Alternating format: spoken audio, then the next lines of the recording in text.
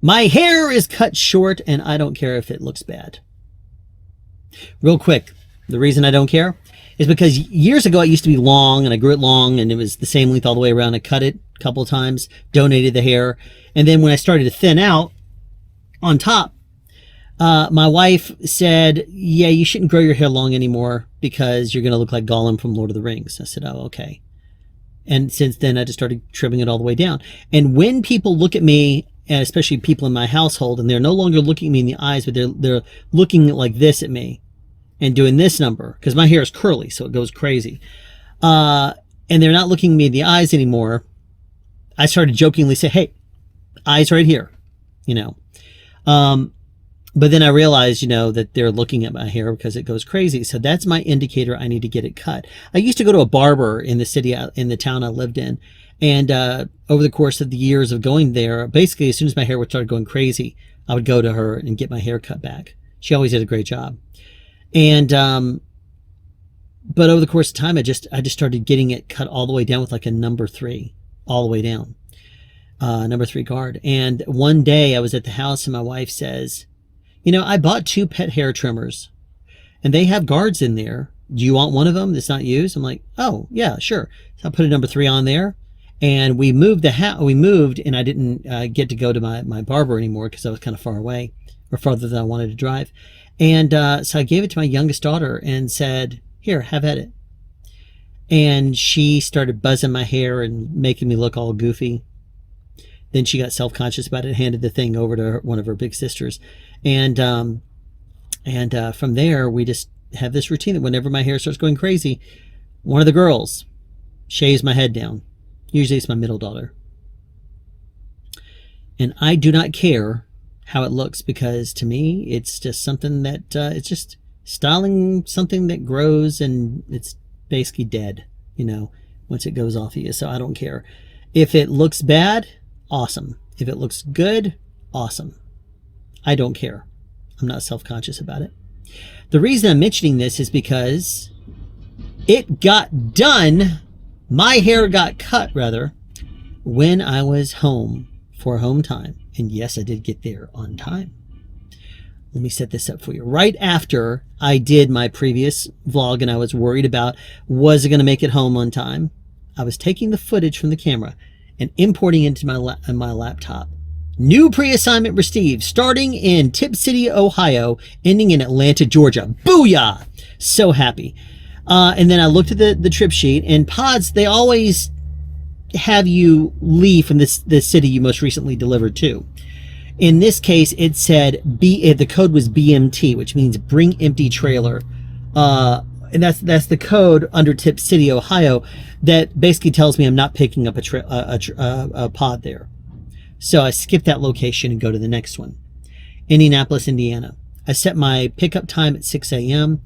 Sometimes the locations, if they're not one of the actual owned by pods locations, they won't come in until like 6:30, even though their hours are supposed to start at 6. And then they'll complain about how are we supposed to manage our hours and overtime, unless we have our forklift guy come in at 8, and then they don't do anything for you, and the semis sit out front until 7 or 8 a.m. waiting for somebody to load or whatever. So it's a gamble when you go to a new location. I decided I was going to go there and see what happened. I had one pod. I planned, I had no pods. I just had one I was picking up there, and I was hoping that I would find someone who was, you know, hopefully going to help me get home. I only had like 620 miles total to drive, and I drove early in the morning, and I got to that location in like 2 hours, very quick. And being that I had no pods on there, I didn't have to check a load, you know, every 150 miles or whatever, and I was with it that time anyway. So I pulled straight in and realized I couldn't U-turn around, so I had to back out, back onto the road, loop around, then back in there again. And there was a car there with somebody in there. Now, sometimes you go to these pod locations and there's somebody sitting in the parking lot waiting for an employee to open up because they want to talk to somebody there about their pickup or delivery or whatever of their pod at their house. As soon as I parked and pulled up the parking brake and shifted to neutral and turned off the truck, he gets out of the car, walks over and says, "Hey, you here to pick up?" I said, "Yes, sir, I am." He says, "All right, cool. Are you ready to go now?" I'm like, "Yeah." I mean, absolutely. So it was like 5:40 a.m. He says, "All right, cool. I'll run in there and get it going." And I didn't give him my trip sheet number, so I thought he might come out on the forklift or whatever, but he came right out. Some locations, they're smart. They know that you're the only Schneider truck they have for the day, or that I am. And so they'll just say, "Yeah, you're my only Schneider today." So he comes out with the paperwork and says, "Is your trip sheet blah, blah, blah?" He reads it out to me and it says, "You're going to Atlanta." I'm like, "Yep." He's like, "All right, got you right here. I'll get you loaded up." And he walks right inside. I hear the forklift beeping around. He opens up the door and comes out with that pod within about 3 minutes. He knew exactly where it was. He goes and throws it on the truck. I get that thing secured. I thank him profusely. I'm out of there before 6 a.m. Now, very seldomly has that happened. Sometimes you go to some locations like Cinnaminson, New Jersey, and they'll, if it's a few minutes before, and they say, "Yeah, go ahead and give me your trip sheet number, and we'll get you in the system." Cool, thanks. This dude was ready, probably because I put in an ETA before the end of the workday the previous day. It was like 2 p.m., but he probably went ahead and printed it out, assuming I'd get there in time. But I tell you, I got out of there before 6. This is Indianapolis, Indiana, and I started heading down south towards, I think it was Lexington, Kentucky? Lexington or Louisville. Might have been Louisville. It was right there. Anyway, so I pull up at this location after doing very well on my time. And I get to this location and there is another truck there waiting. It's right now, it's like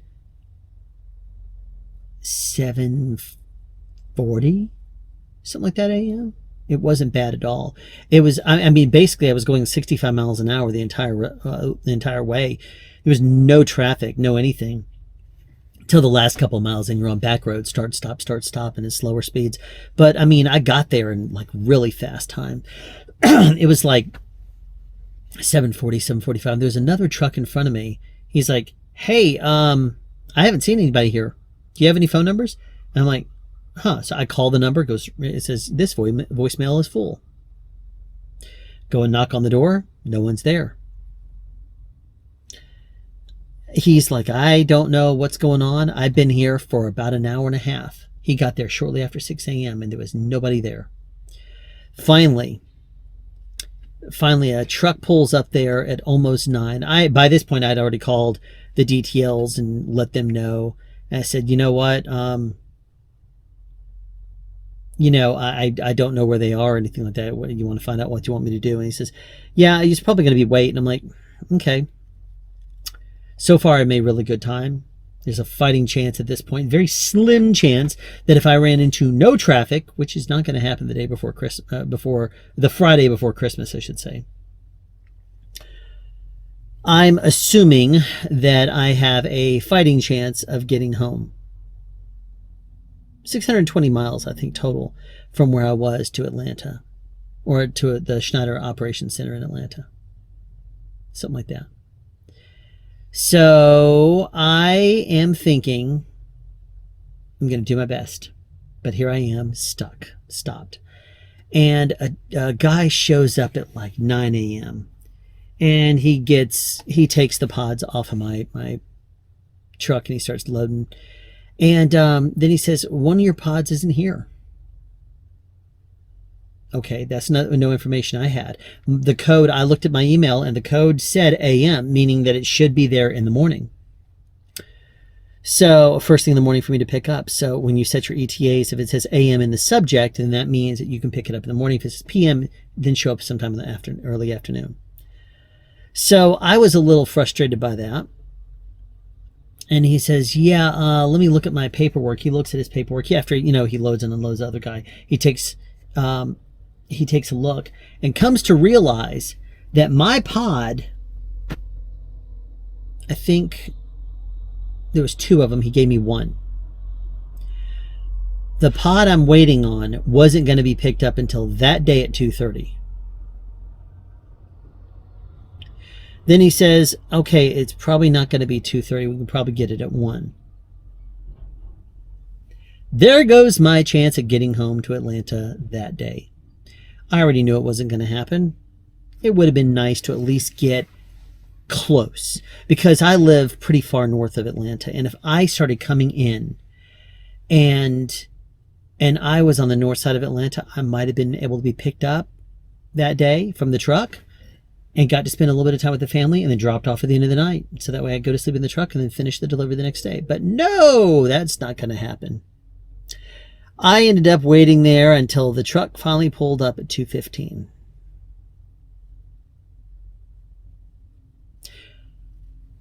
Was not a happy camper. Had the straps ready as soon as he took it off of the pod, the local delivery pod. He literally took it off that truck, forklifted it right over to my truck, and then I was out of there. But I tell you, I only saw him 3 times that day. The time he arrived there about 9 a.m., he disappeared and came back around 11. Then he disappeared and came back around 1:30. Then stayed until right after I got my pod. Then he left. They're apparently understaffed, and he was out running around, delivering and picking up pods, taking them off of his little local delivery truck and then delivering them again. So I feel for him, but at the same time, it doesn't make me very happy to have to deal with all that, the wait. Anyway, so what happened from there? I knew I had no chance of getting home. So I went ahead and started driving south and started running into a little bit of traffic. At this point, I said, you know what? I'm going to go ahead and stop at the same truck stop I stopped at when I went out of Atlanta up north, which was in Kentucky. I have a friend that lives nearby. He was not able to meet up with me this time, but I just went ahead and stopped there. Got up, because I stopped at like 3 something, I was able to leave at like 1 something. And that ended up being good because I got to Atlanta. Was it 8? Something like that. Got to Atlanta. It was nice and early. Got myself offloaded. Shut down at the Schneider Operations Center. I then had some errands I needed to do and shopping and stuff to do. Mainly because I was out. Might as well stop and do some stuff for the family. While I was out, I got home in the late afternoon on December 23rd. So I got a chance to see my family. And so 24th, 25th, had not gotten a pre-assignment yet. I wasn't expecting to, truth be known. I figured if anybody was in the office on December 24th, which was a Sunday, or December 25th, which was a Monday, neither one are days for pods. Well, the 24th, a Sunday, is not a day for pod. The 25th is a holiday, so it wasn't for pods. So I was saying to myself, when am I going to get a pre-assignment? Usually pre-assignments come through between about the 10:30 and 11:30 a.m. Eastern time zone. And I looked at that as, do I really want to get up early, get all my stuff, all my laundry and everything loaded back up, jump in, get in the truck and sit there and hang out and wait? I decided, since it was the day after Christmas, aka Boxing Day, I decided that is not something I wanted to do. So I was going to wait for a pre-assignment, because I didn't know if it was going to be the same kind of thing as what happened up in Sacramento a couple of weeks previous. I mean, even though that was Northwest. And it could take a little while to get me pre-assigned. So instead, I decided to wait there at the house. I have a backup hard drive I put all these episodes on, and I record my drives. And so I back that up on the drive too, and I take a 360 picture high up wherever I happen to be when I shut down at night. And all that's on that backup hard drive. I forgot to offload the hard drive. And I didn't remember it until I got up on my own at like 6 a.m. on December 26th. And so I was like, oh no, I need to offload this hard drive. So I start transferring everything over. Suddenly I get, well, it's not suddenly at all. It's like 9:30 a.m. New pre-assignment received. It's the first time I don't, jump like I got a bat call and like, oh, I got to jump up and run out the door. This time it says new pre-assignment received, and I just kind of, where are they sending me to? There was a snowstorm happening in Middle America, Nebraska, Wyoming, were affected, amongst some other states, South Dakota. And I was looking at, reading, reports on Christmas Day about I-90, I-70. Those were completely jam-packed and snowed in, and traffic wasn't moving. Thinking to myself, oh, am I going to run into something like that if I start going out west? They're going to send me out west. New pre-assignment received. Starting in Atlanta, Georgia, and headed to Richmond, Virginia.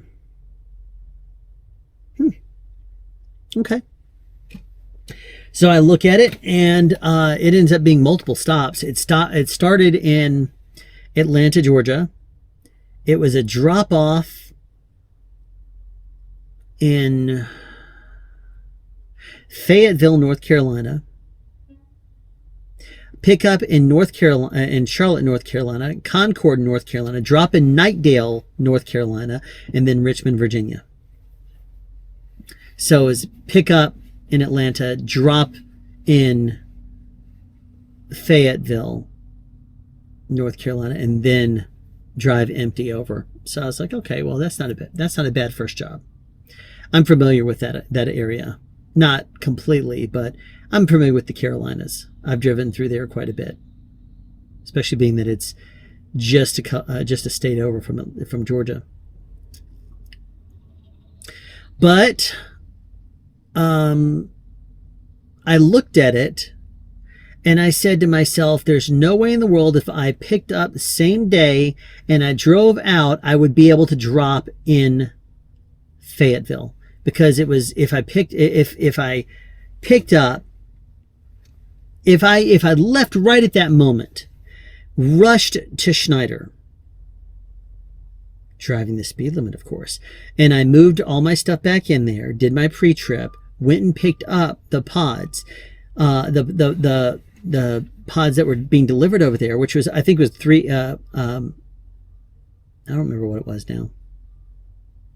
But if I were to get there and get it all picked up and stuff and strapped in at like 12:30, I don't have a fighting chance of getting there same day to Fayetteville in North Carolina, which was like 400 miles, 390 something miles. So I said, let's see, if I get there tomorrow morning at 6 a.m. and then I get to Charlotte by, let's say, 9 a.m. and I get to Concord by, let's say, 10 a.m., could I get to Knightdale same day? There's a good chance of it. But then I started running into some bad traffic when I was out driving around, and people are driving like idiots. And so I looked at a traffic map, and everyone was trying to get back, I guess, to Atlanta, or they were trying to, and traffic wasn't very good. So I looked at it and said, all right, if I left there and drove straight out 400 miles, I'm going to end up having a hard time parking, except there's a drop lot in Fayetteville. So I looked at it and said, okay, what do I want to do? I can't get it all done in one day because the hours, my hours of service, and because of the pod's delivery hours. So I said, even if I start at 6 a.m. there in Fayetteville, even if they offloaded me they loaded me up at 6, and I started doing everything, I said, you know what? I just don't think it's going to work. So I said, you know what I'm going to do is I'm going to do the first 3 North Carolinas, and then I'm going to shut down for the day and then drive up north. And then it hit me that if I do that, I probably have the time if I were to drive early the next morning. So I go and pick up the pod, and I go back to the Schneider Operations Center and shut down. I go back home. My family, my partner's family was coming over to do Christmas presents and stuff. So I said, I'll come back home. So I got back home by about 2. And then we opened Christmas gifts and talked, and my partner's dad, or her dad, has a CDL Class A, so it's he's awesome. And I also showed him my map, because I bought a big map. It was 3x4 of the United States, and in that I take a Sharpie on and I draw out the path that I've driven, so that way by the time I could break it apart by year, or I could break it apart by whatever, or if I change companies, or the end of my driving career, or whatever it happens to be, I can always see what roads I've driven on and where and when, because I make note of that stuff. And also, there's only like 8 to 10 trips, sometimes even less than that I have between for the 3 weeks that I have home. Because if I drive from like the previous session, the three weeks I was out, started in Atlanta, went to Aurora, Colorado, Lehigh, Utah, Sacramento, California, right outside of San Francisco, back to Aurora, Colorado, Tennyson, Arizona, Paris, California, Atlanta, Georgia,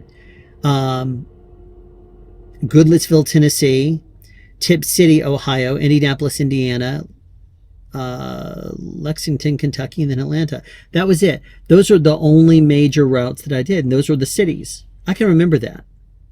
So basically, I could look at it and say, well, this is where I went. This is how I did it. And I had to cut down through here. I can remember that for 3 weeks. It's not that bad. So like right now, I know that where I went today and how I had to get there. So I know when I get home and see that map, I will say, okay, I went from here to here, and I followed this road, and then I took a back road. Which road was that? Well, I went up to here, and there was an exit here, and then I'll pull out my phone and double check it and say I took that highway, and then I'll mark it down. Anyway, so I looked at it and I said, I'm going to go ahead and spend time with the family, spend time with my family again, and I went to bed at like 6-something p.m. Got up at 10:30 p.m., gathered up all my stuff, drove to Schneider, parked, got in my truck, pre-tripped it, and I was gone before midnight. I drove out to Fayetteville. I got to Fayetteville. I had set my ETA at 7 a.m. because I looked at it. I said, it's a small town. It's a little podunk place. It's probably going to be understaffed. But they also had kind of a big yard, and I was like, I don't know what to expect. So I'll set an ETA for 7. So I'm not going to really run into a lot of traffic in a small town. So I set it at 7 a.m. I arrived there just before 7 a.m. And sure as the world, they had all their trucks out there, and the forklift was loading up and unloading the trucks. And he says, when they're all gone, you can back in. I backed in, got loaded up. And I got out of there. Next thing was taking back roads, a little slower than normal, but it was taking back roads to Charlotte. Charlotte was organized, so I pulled up there, went into the back. He gave me my load. He gave me the pods I was picking up. Was I dropping something? No, I dropped off in Fayetteville. So what I did is when I pulled up there, I broke all my straps, and so it was completely bare. And then when I backed up there, he just came he signed my paper and then just forklifted all 3 of them off there, and I was out of there. Got to Charlotte, loaded up. Then I drove to Concord, loaded up. Then I was actually doing well on my time, so I went ahead and started heading up 85. But then I looked at it and I said, you know what? I don't need to drive, I've driven like 9 some odd hours. I was like, I don't need to just sit there and get as close as I possibly can by my 11th hour. So I found a pilot and stopped. Took a nice shower, relaxed, chilled out, watched a little something. And then I went to bed. Got up this morning. What time was that? I had set an ETA in Knightsdale, North Carolina, of 7 a.m. And I left my truck stop around 4 a.m. Started pre-trip just before and just after 4 a.m. I was done with the pre-trip, and so I headed out. And I got there at about 6:30. Went ahead in, and there was nobody. You know, there were people there, but there was nobody like waiting to load up one of the individual trucks. So I told him that I was there to drop a pod. He was like, okay. So I went to the restroom real quick, then ran out there, broke the straps, and he came and picked it up, and I was out of there. Then I got to Richmond, Virginia. And I should also add this. I was pre-assigned. I was driving through North Carolina, headed towards Charlotte, I believe, and I was pre-assigned, headed from Richmond, Virginia, to Chesapeake, Virginia, to Ocala, Florida.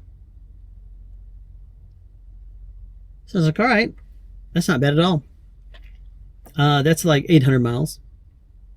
So being that I was already, it was already received a pre-assignment, I went ahead and jumped in, set my ETAs, because I said I'm going to be in Richmond about 11 a.m. I gave it the latest, because if I was delayed at that first stop until 8, didn't get out of there until just after 8, didn't get to Charlotte until 11 a.m., and I didn't get to Concord until noon. Usually once the day gets going, you can arrive there, and you might have to wait on another semi, but usually that's not a bad wait. And so I said, if I'm done at Concord by noon, if I'm delayed, then I shouldn't have a problem.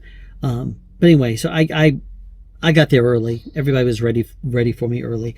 So when I went to sleep and I got up this morning rather, and I made it to Knightsdale.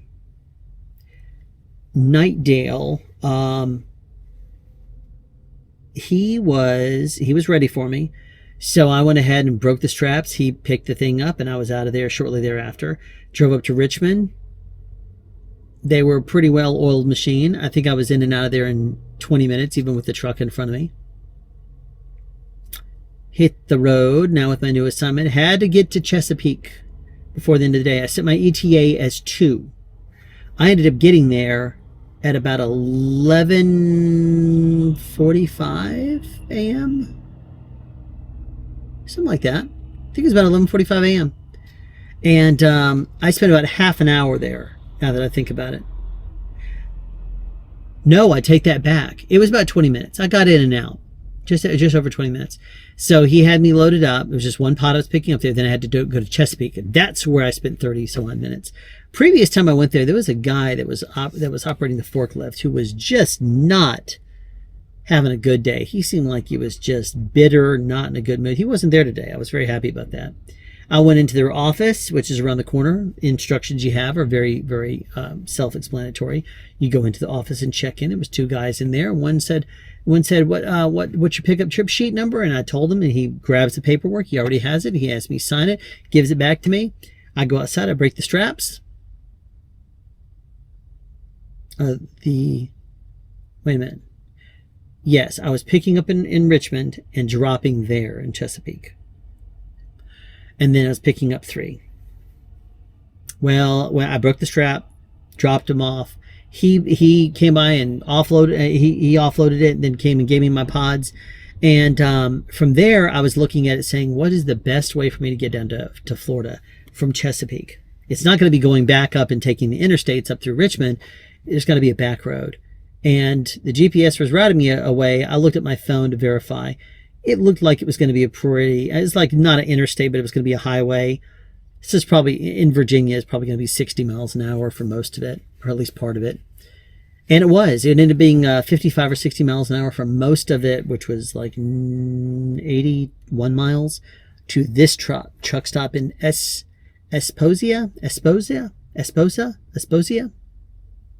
Virginia, right on 95.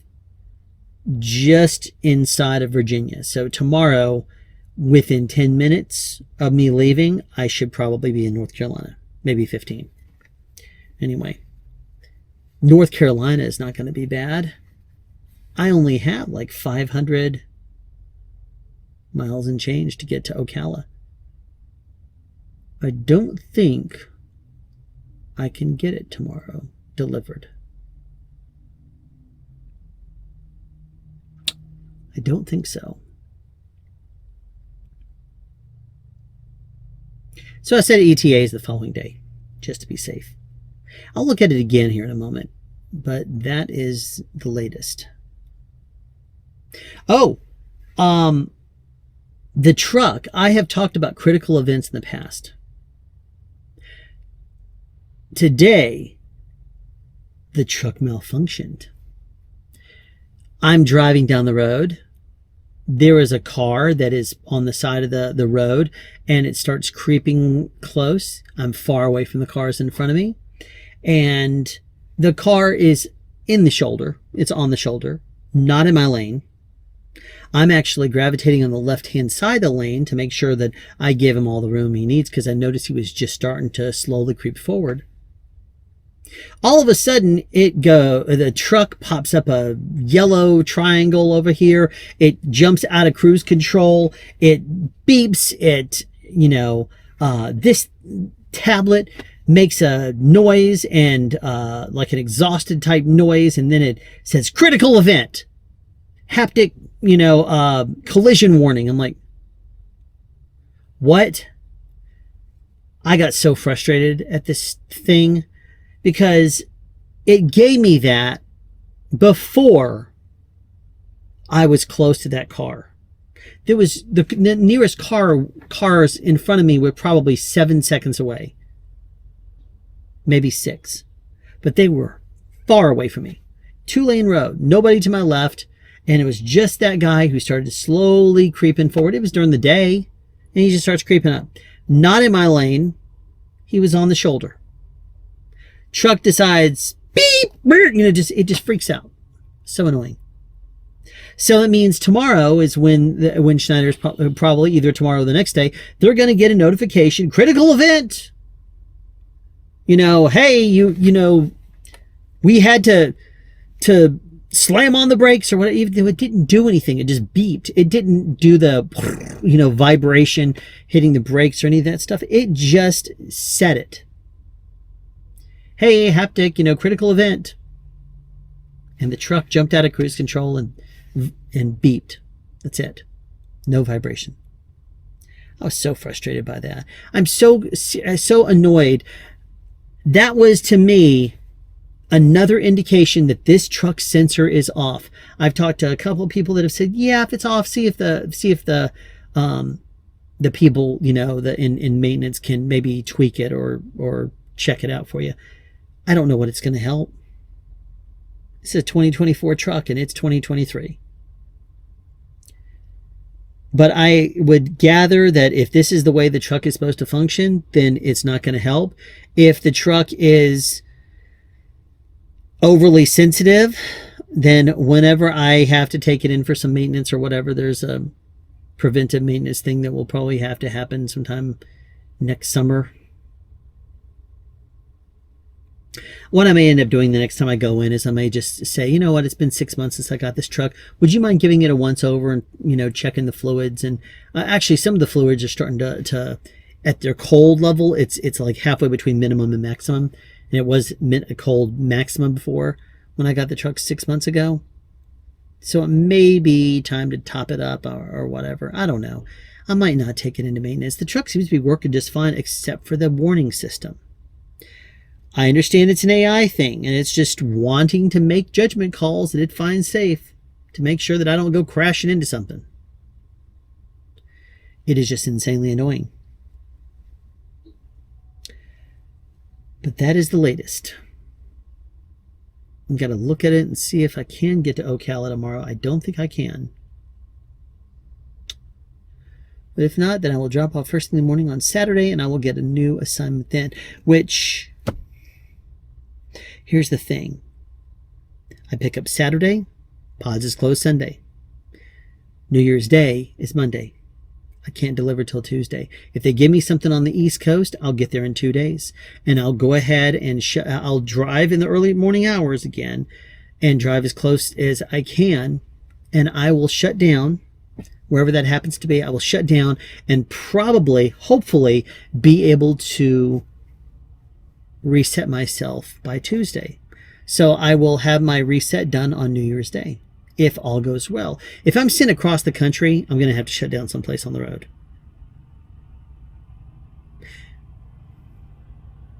Yeah, I'll probably drive New Year's Day, the day after, and then shut down. So I'll shut down the day.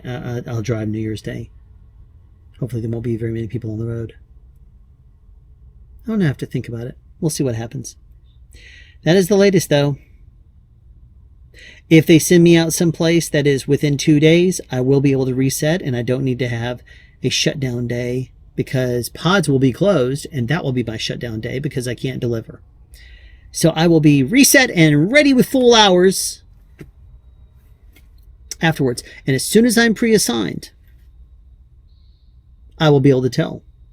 So if I'm pre-assigned on Saturday, I will when I pick up there in Ocala, I'll be able to quickly say, oh yes, here's what my hours are going to be. I'll have 70 hours again on Tuesday.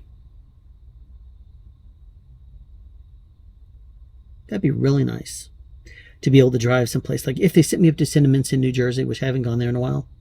If they sent me up there from Florida, I will drive a little bit north on Saturday. I will, since I'm going to be dropping off there in the morning, let's just say that they have a couple of stops for me. I'll get those done on Saturday and then start heading my way up 95. And then I will do a long haul of about 625-ish miles up towards New Jersey. And then I can get up early the next morning and finish it, get close, and then shut down the rest of that Sunday. No. That won't work, will it? If I pick up on Saturday and I drive on Sunday, yes, I'll drive on Sunday. And then whenever I stop on Sunday, I'll reset there because I'll and then I'll get up early on Tuesday and finish my drive in. That's what it was. That's how I'll do it. That way I'll finish my last couple hundred miles or whatever I need to. That's what it'll be. It'll be awesome. So that's the game plan tomorrow. 625-ish miles straight down south. I think that would actually have me getting to Ocala later. I'll need to look at this. Because if there's a fighting chance I can drop off in Ocala, I'll go ahead and change my delivery time to like noon or whatever it happens to be. And do that delivery. I don't know if I can do that though. I don't know if I can get there. And it will depend on if there's a drop lot nearby. Because I may not be able to make it to another truck stop nearby. I don't know. I have to look at it. But that is the latest. Thanks for watching.